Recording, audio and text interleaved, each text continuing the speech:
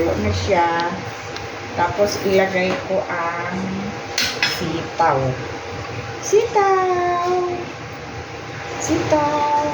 Di ba nakita sinula dyan? At saka ang okra na ayaw ni James. Pero gusto ko, yan, okra. Tapos yan, atin lang siyang pakuluin. Lagyan siya natin ng, naglalagay ako ng ano dito eh. Cubes. Lagyan ko siya ng cubes.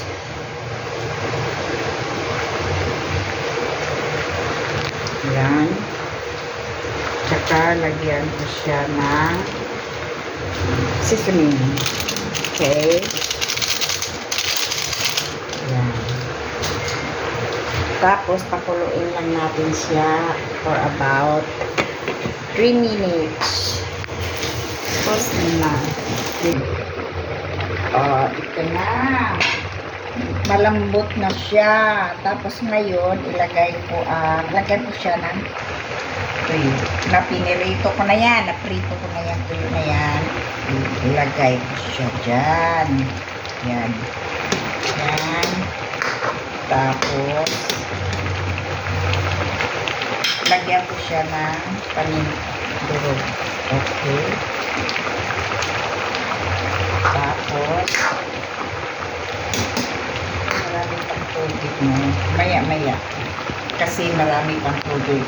Takpan ulit natin. Tingnan na natin siya. Hindi na nakuha dyan. Ilagay natin yung kakam-kakam. Yung unang piga ng unang piga ng gata. Wow! Yan siya.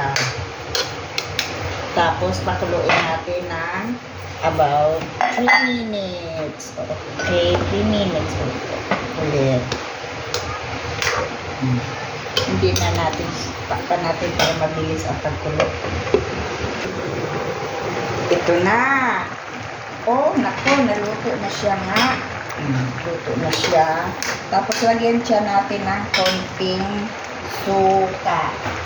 Yung 1 teaspoon of vinegar para hindi siya mapanis. Kasi alam mo naman ngayon na madali mapanis ang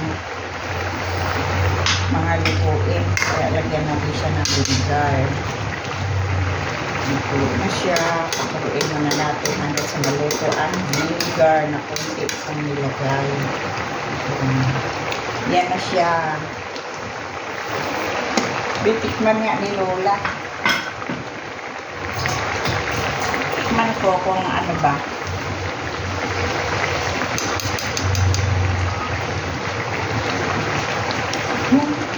Sarap na guys. Parang kunting asin. Lagyan natin siya. Kunting asin.